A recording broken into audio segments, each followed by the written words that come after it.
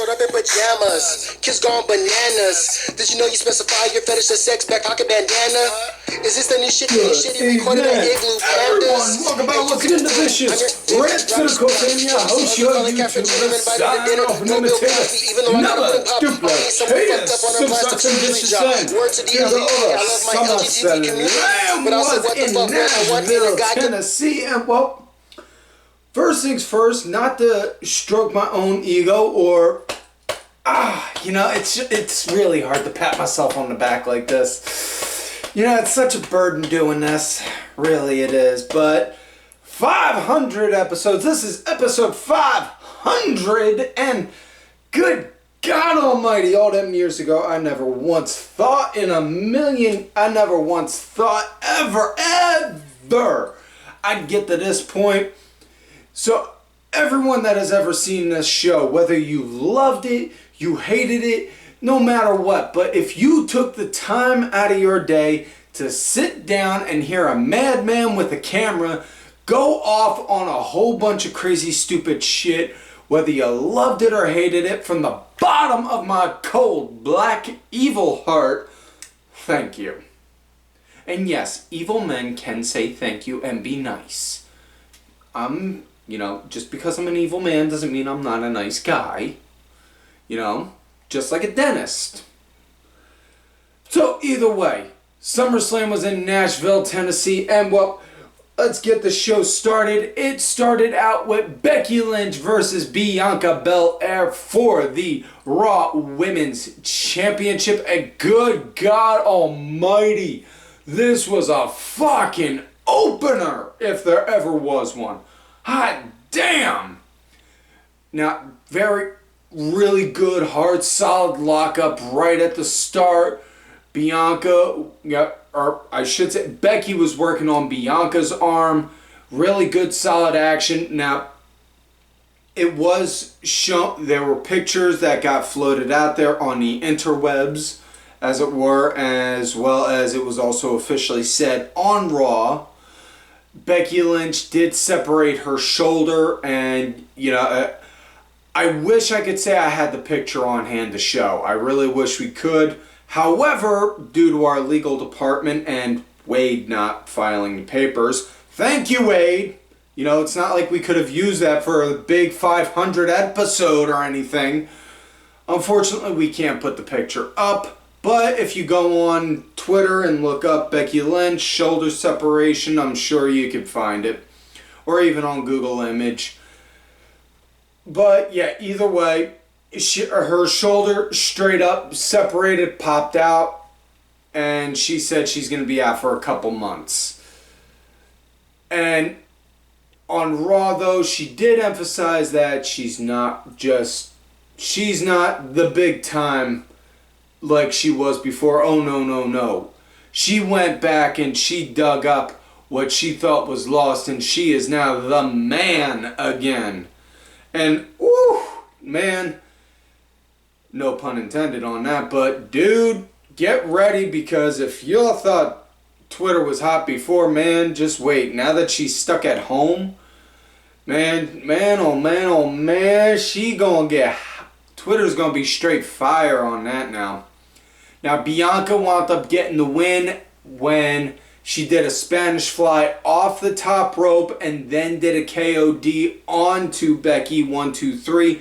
After the match, Becky then went over, gave her a hug, you know, kind of like almost in a holding it a code of honor, embracing the respect of, you know what, you got balls, kid. You took me to my limit, I respect you for that. And then after that, after the match, we got the triumphant return of Booty. Bailey. That's what I meant to say. Bailey. Don't want to get no brain dusters. At least not yet. Bailey came back, but she did not come alone. Oh, no. She brought with her the returning Dakota Kai, as well as Io Shirai, now going by a new ring name, Io Sky, which I've said before, I don't give a fuck if you change a wrestler's ring name, you know. It's all in a matter of intellectual property. And not only that, you think about it like this. As much as everyone wants to shit on, oh, WWE wastes their talent on this person or that person. They were so great on the independents when they were known as blah, blah, blah, and now they suck on WWE working as blah, blah, blah, blah, blah. Okay, well, let them hold that legal. Let them have that name. Let them have that name all they want. So that way, if, and this is the big if, they get fired or quit, then you know what? Then they get to go back onto the indies or wherever else, and then they get to go back by that name that you wanted. So go ahead, be happy, and jerk off to that dream if you want, for all I care. I don't give a fuck. Next up, we got Miz going against the walking douche nozzle himself, Logan Paul, and well, I shouldn't have to explain why he's a walking douche nozzle. If you're on here and if you're on here, which means you have access, if you're watching this, that means you have access to the internet. And if you have access to the internet, you should already know why he's a walking douche nozzle. Now, at the start, there was some good back and forth with taunting, but Miz, he was leading the pace, which, given that he's the veteran, rightfully so. Paul, he was... Now, I'll say this. As much as he is a douche nozzle, he did show some decency in the ring. He was good, had some minor rookie slip-ups here and there. You know, a step or two off, slipped on a rope, or, you know, minor things. Minor little rookie mistakes. You know, nothing like, oh my god, this guy's a disaster, he's killing the business kind of mistakes. No, far from it. But, you know, it was, okay, you know what? I'll give you credit. You're an asshole, but you were decent in the ring. That kind. Now, at one point, ref threw out Ciampa, who was ringside with Miz, and Maryse was Maryse was ringside. Okay, I'm good now.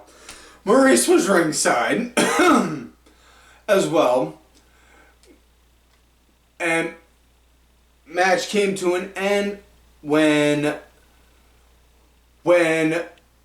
Logan wound up actually doing a skull-crushing finale on the Miz after Miz wound up doing a cheap shot onto Paul when Maryse tried to give him, I believe Maryse was trying to give him some. Memory's a little bit fuzzy. I'm running on very little sleep from the time of SummerSlam until now. Just bear with me, folks. Next up, we got Theory going against Lashley. Now, Theory going against Lashley, and before the match even started, Theory straight up went after Lashley right before the bell, smashing a briefcase on him, attacking him. Really good, solid action, you know. And, you know, I'll say this. Theory, for his age, hell of a body, hell of a worker, you know. And probably one of the better things that catches my attention on Theory with his ring work, his facial expressions. Just because, and I'm not saying this as a knock, it's just as it is. At that young of an age he is, 24, he shows fucking facial expressions almost like a fucking 10-year vet. And it's just like, damn, this just comes natural to this fucking kid. What the shit? Holy fuck. Like, wow. Really dug the action with these two, you know, and I really dug the action. I really love this match. This, you know, and not just the match, the entire freaking pay-per-view delivered from start to finish. It was a damn good match. Lashley wound up getting a win when he had Theory up over him for an overhead press. Theory then slid out, but once he slid out, boom, popped in the Hurt Lock right away. Theory tapped out immediately. Following night on Raw, they wound up doing two triple threat matches to see who would then be the #1 contender for Lashley's U.S. title. That came down to, excuse me, it came down to AJ Styles versus Ciampa. Surprisingly, Ciampa got the win. I was not expecting Ciampa to get the win. Nothing against him, because we all know on how much I fucking love Ciampa. It was just, I figured they were gonna go with AJ, given he's already got equity and is marketable. But I like where they're going with this with Ciampa, because, you know, they see that he has equity, he built up equity, and he's marketable in NXT. Now they're doing that with him on the main roster. Next up, we got tag action. Finn Balor and Damian Priest going against the Mysterios, Rhea and Dominik. And, okay, this is what's confusing me. This is a no DQ match, right? Which means no rules, anything goes. You can do whatever, you know, all hell break loose. There's no DQs in this match, and yet you still have to go into respective corners and tag? What the fuck? Listen. I grew up in ECW, okay? Now, they never once said that they had to do tags. In fact, you know, it was just, it's a tag match. And if, you know what, if somebody brought in a chair, hey, they brought in a chair. But they never emphasized. And you know what? It made no sense. Why are you going to have a no DQ match but still have to have rules that insist, no disqualifications, but still insist on rules where you have to stay in the corners? Why? What happens if I break the rules? What are you going to do? Disqualify me? It made no sense to me. Maybe I'm trying to imply logic. I'm implying logic to an illogical situation. That's my problem. And I'm sorry for that. But that just stuck out to me like a sore thumb. Now, as far as the match went, Dom, he was the punching bag. Ray wound up getting the hot tag in, started working. Rhea, she was ringside. And Rhea Ripley. I'll gladly accept the brain duster for that one. Sorry. But at one point, once it looked like Priest and Finn were about to get the win, next thing you know, boom, we get the triumphant return of Edge, and holy shit did he have a fucking entrance. Stairway leading on fire, coming out looking all evil, brood-like. Not just like, oh, fuck.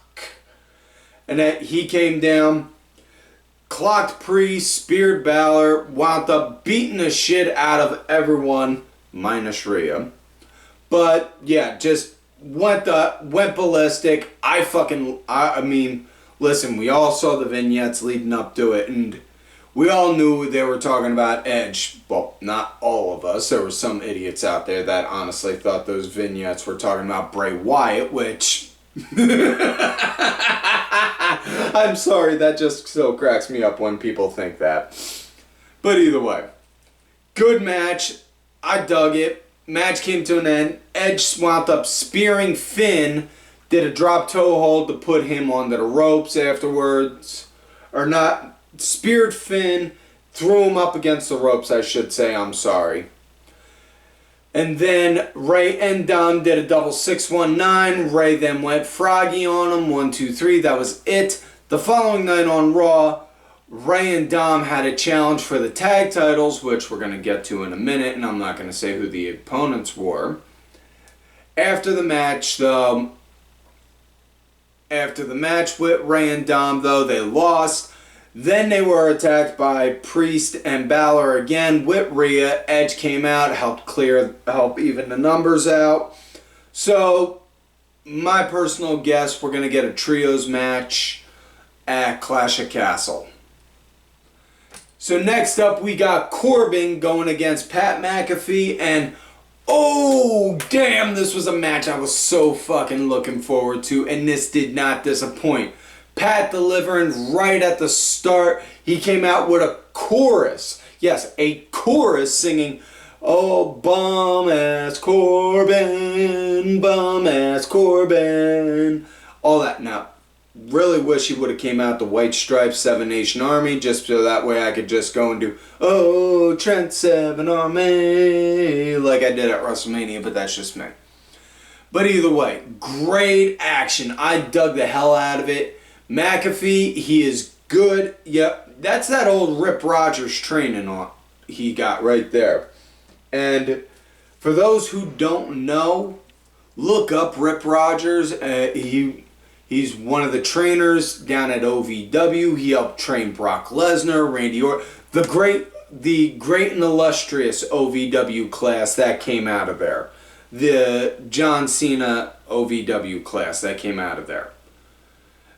And yeah, that's all I got to say on that. Match was great. I fucking loved it. I'm looking forward to this Friday to see the fallout between McAfee and Corbin from it. Match came to an end when there was a ref bump. Corbin got thrown into the ref by accident.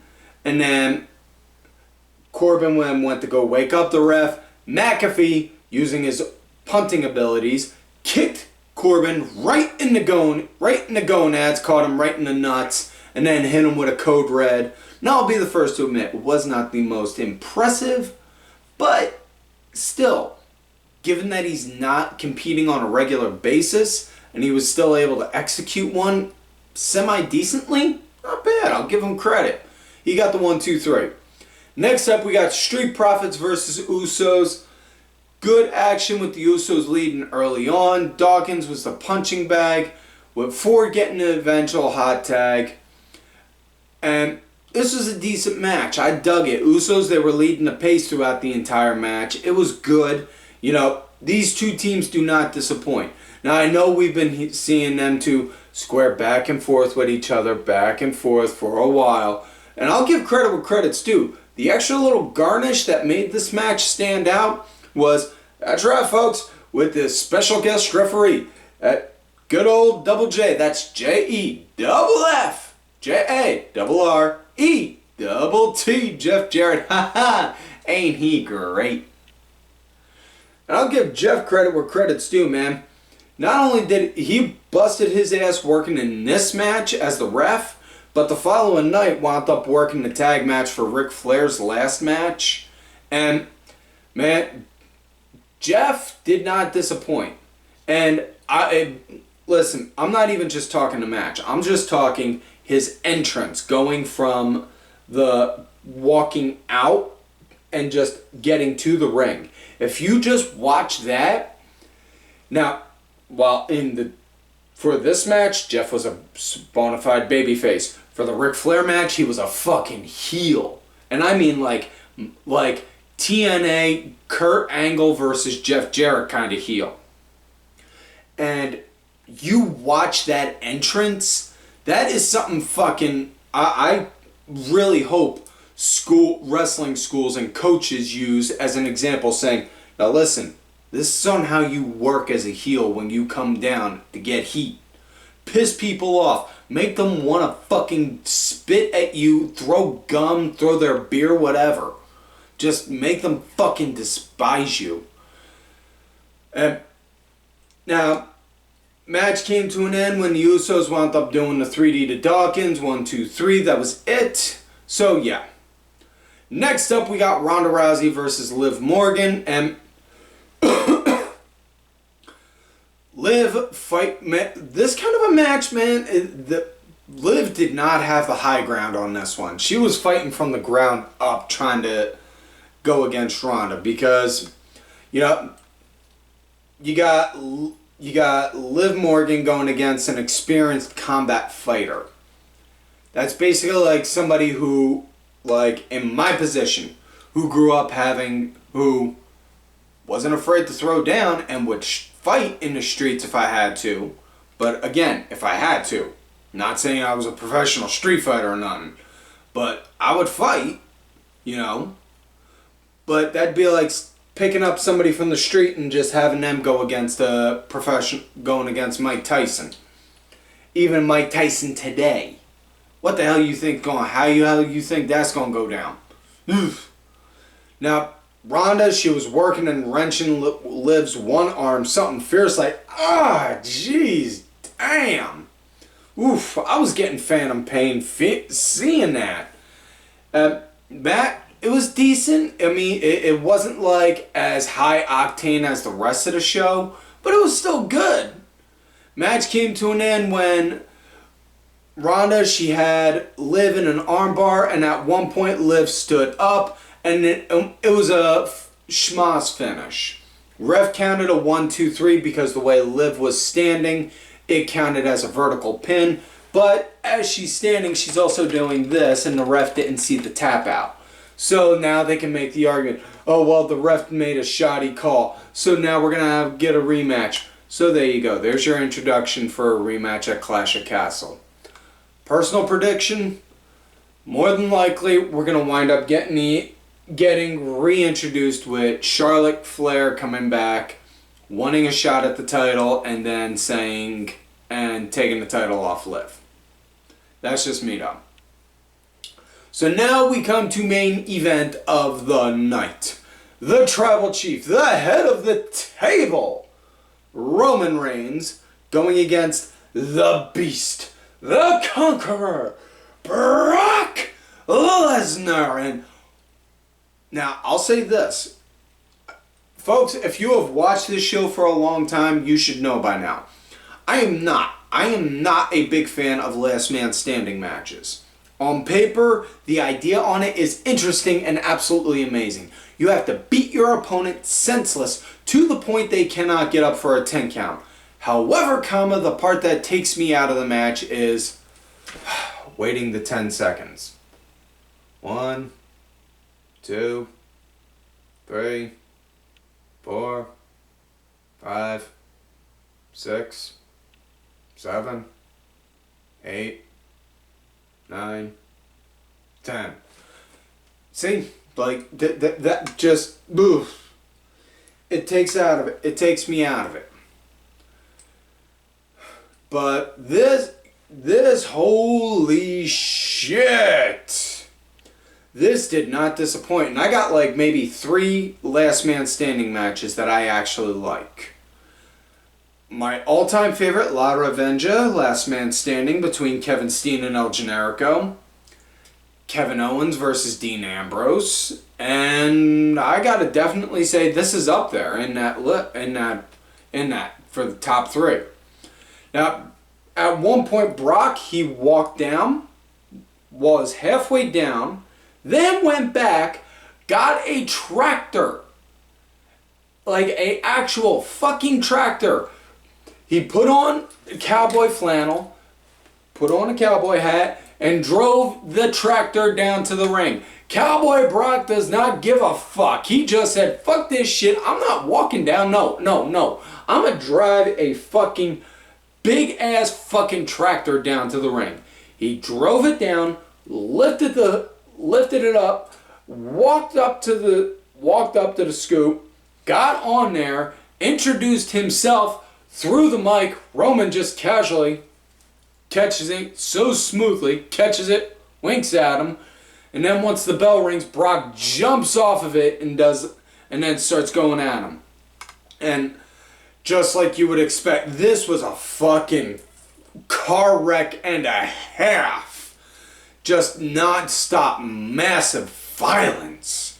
Now, I'm not talking like game changer wrestling violence, but no, as far as on WWE standards go, this was fucking violence.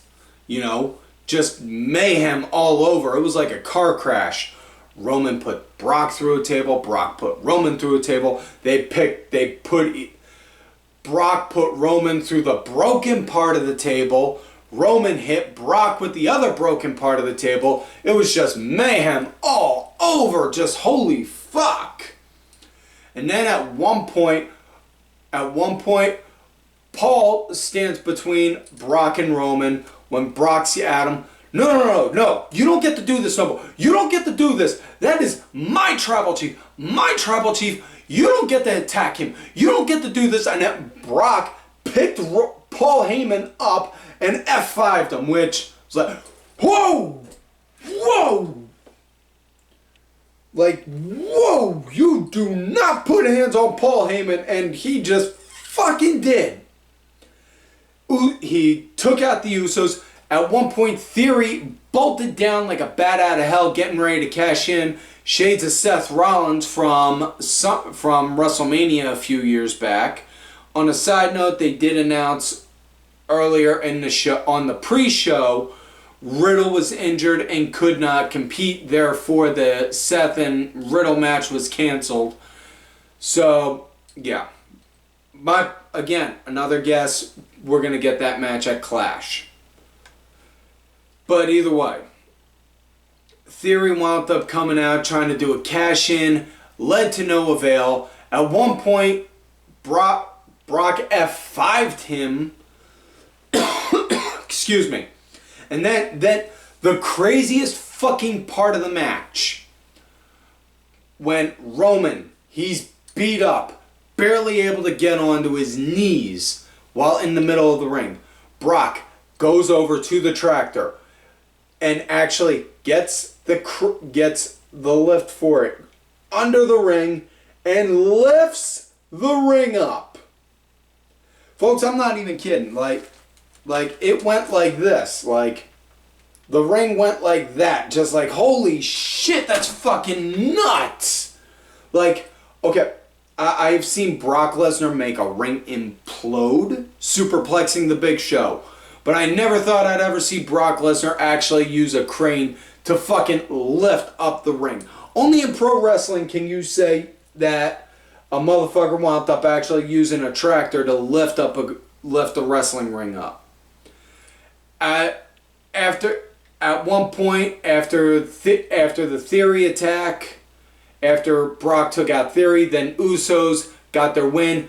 Wham! Double super kick to him, which gave Roman enough time to get on his feet. Speared Brock. Brock got back up. Then he clocked Brock with the world title, then the universal title. And then, and this is what got me. Then they buried him on top of everything. Because while they're burying him, the ref is still counting. And that was the part that kept me into it. That kept me in it, and I was like, oh, damn. Which I was like, oh, wow. Because, again, if it was just the 10-second thing, it would have taken me out of it right then and there. But it didn't, and it did not fucking disappoint. And, whew, this is a damn good show. In fact, this is just a damn good wrestling weekend, because you had SummerSlam that Saturday, and then you had the Ric Flair last match show the following night on Sunday, and the matches on that show didn't disappoint. They had Josh Alexander going against Jacob Fatu. You had the Von Erichs going against Briscoes. You had just matches that you didn't think you would see. You know, you had Mance Warner winning a bunkhouse battle royal. It was just fucking awesome. This is an awesome weekend for wrestling fans in general. And with that said, folks, that is it for this week's show. So please, don't forget to like the video, subscribe to the channel, go back and watch some of the other episodes when you can. Look for me on the Twitter at Tim Vicious. And thank you to my executive producer, Ali Ray Ben, who did provide the music for this week's show. Make sure y'all check out it on iTunes, Spotify, YouTube, SoundCloud. All that good shit details are down below. Also, thank you to contributor of the show, LFC Lingerie Fighting Championship. There are a little bit of wrestling, a little bit of night, and a whole lot of attractive women with a little bit of nothing. Also, folks, make sure you check out whatamanure.net for Vicious Lace Apparel. Help support the show and pay the AC bills here. It is fucking hot as hell.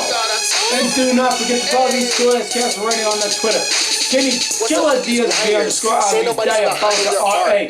Sergeant Curry Pants and Dubs in your face. But they don't want to grow. So they actually like the shirt says, if you love me, great. If you hate me, don't need your presence, whether love, hate, or indifference. I'm out getting lettuce. My royalties direct deposit.